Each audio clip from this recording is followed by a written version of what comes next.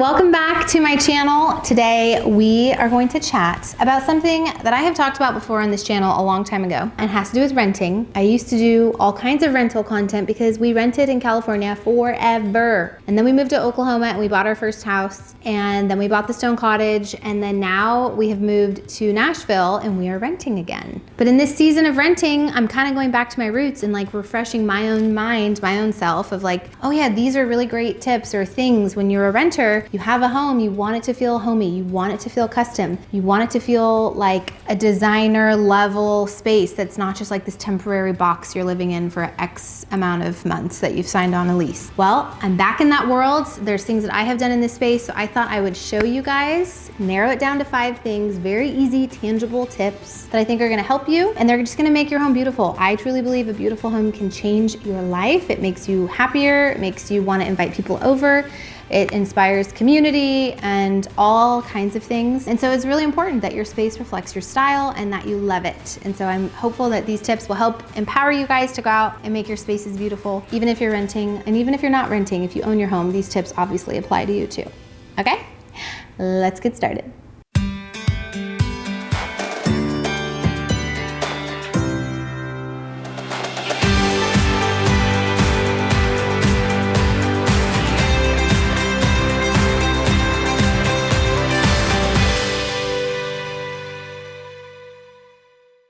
Number 1, this is an important one, and that is to invest in things that you can take with you. That sounds obvious, but let me break it down. So you want to invest in things like really great rugs. Rugs can go everywhere. Now, I understand sometimes that you might be living in a smaller house, then you go into a bigger house.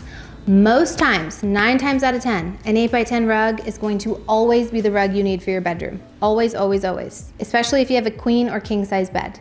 It looks silly if you have anything smaller than that, so that's kind of like a done deal. Even if your room is really small right now and you move into a bigger room later, 8x10 is the way to go. Another one would be light fixtures. I love switching out light fixtures in my rentals. Light fixtures always travel with me. The ones that I have put in this house, I've had in previous homes. I didn't buy any new light fixtures in this house yet. I always, always, always, this is very important, save the pre-existing light fixture that came with the house and make sure you put it either in a closet. You could put it under your sofa or your bed if there's room. And there's so many places that have amazing light fixtures today that are super affordable.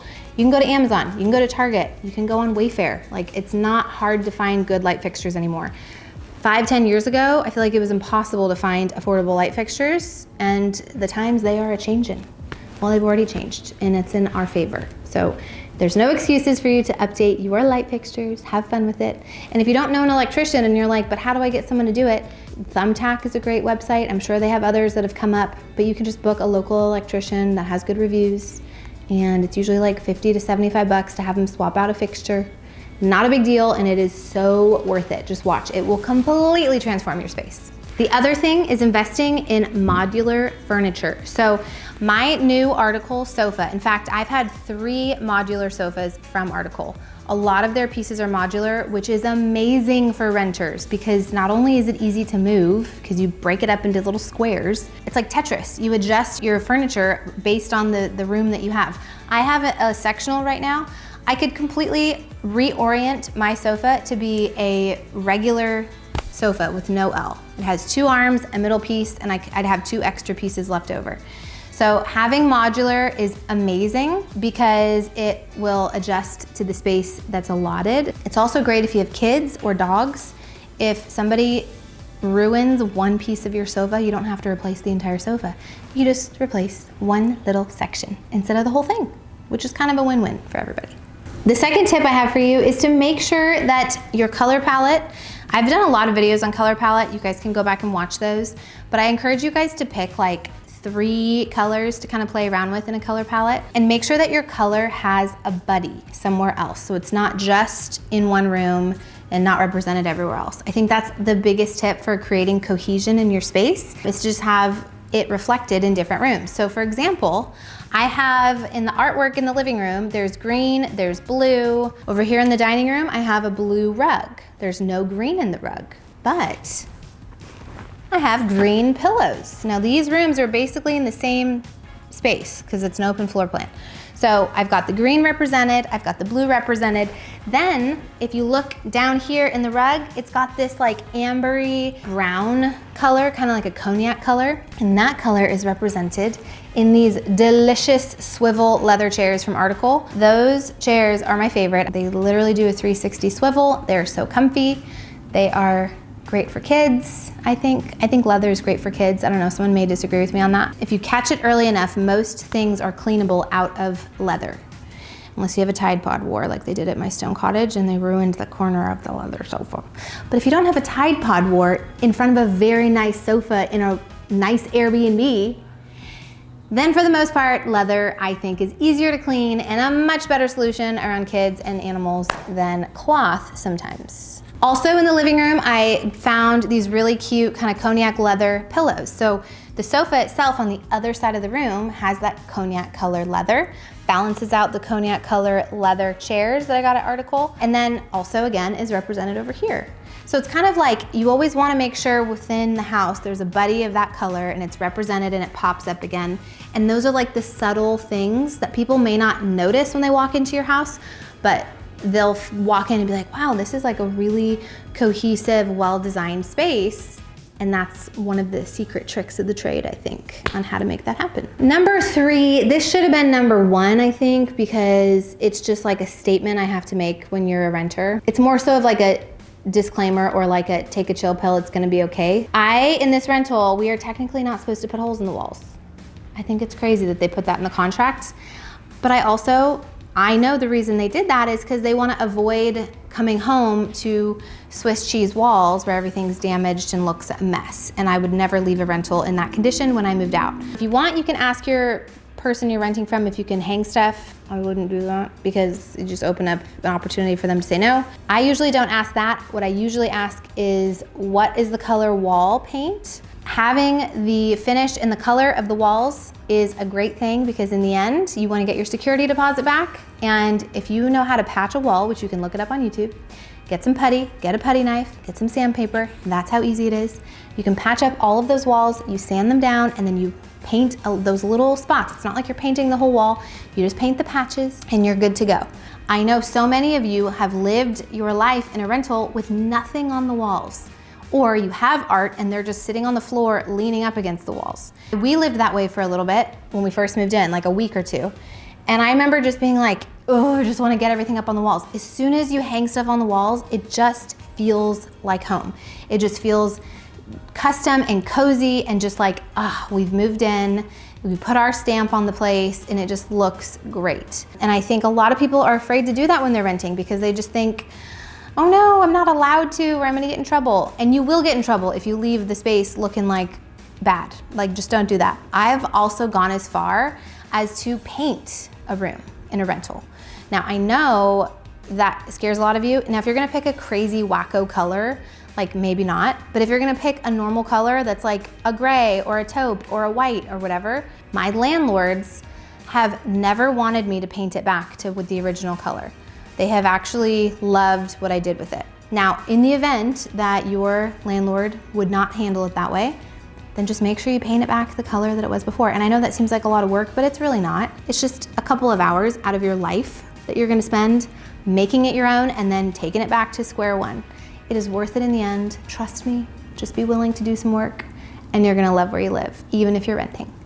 Number 4, find yourself some good peel and stick wallpaper and peel and stick backsplash or countertop cover. I have done a couple of projects now with the countertop cover and a backsplash, peel and stick backsplash. And I can say it is so worth it. The worst part of a rental, now in my case, I lucked out, okay? I have a beautiful kitchen, rental kitchen this time.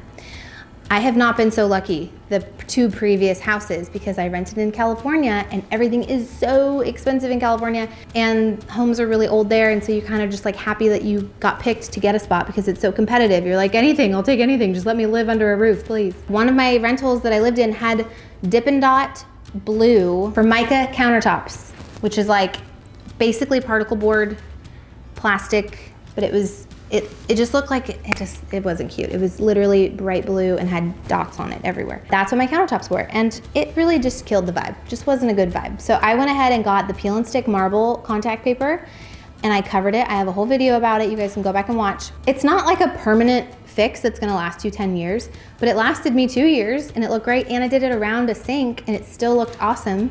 And you would be blown away at how realistic it looks. Like, it is beyond shocking how good it looks. Also, the peel and stick backsplash is amazing even if you're like a homeowner and you just don't want to do a full kitchen gut remodel yet, you're saving up for it, but you just cannot stand whatever color countertop you have, or maybe you don't have any backsplash and you want to elevate your kitchen and make it look nicer.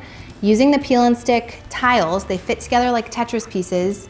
They look so good. And I've done like the white subway. They have like mosaics too. I will link some of my favorites below, but those are just like total winners. And then lastly, with your peel and stick wallpaper, you have to make sure that your walls are the right texture. If you have any texture at all to your walls, the peel and stick is not gonna work that great. It'll probably pull off some of the drywall. Now, I can tell you that like, it is really easy to find a crew that knows how to do drywall touch-ups, or also you could touch up, it doesn't rip a hole in your wall, it just might take off like a layer, and you could easily fill that in with like how you would fill in holes, sand it down, and then repaint it. But that is one thing, if you have bumps to your walls, like any texture at all, it can pull off some of that drywall. If you have smooth drywall walls, you're in the clear and you're gonna love it. And I've used the peel and stick so many times, and that is what actually that's like the biggest impact, I think, to a space, is just like making it feel so beautiful and just totally transformed with whatever pattern you pick. And tip number 5, last but not least, is bringing a scent from your previous home. So that can be a candle that you used to light all the time. That could be a diffuser, whatever scent you used to always have in your previous house, bringing that into a new home, especially with kids. Like kids, I think smells are things they like don't really, it's like a subliminal thing for them. But I think that helps them, makes it feel a little bit more cozy, and just like makes it feel familiar, which in those early days when you're living in a new space, or if you're living in a rented space, you're moving often, having the same kind of scent, it just makes a rental feel elevated. It makes it feel like home, makes it feel cozy, and it's such a simple, easy thing to do. And that's something we've moved 5 times in 7 years. That's a lot. I really hope we never move again. We could move back to Tulsa and I'd be okay with that, but I really don't want to move ever again after this. I either want to stay in Nashville or I want to go back to Tulsa. And then after that, I'm done. I'm just like ready to just never have to pack a box again, you know? It's easy when you don't have kids. When you have kids, it is not easy, can I just say?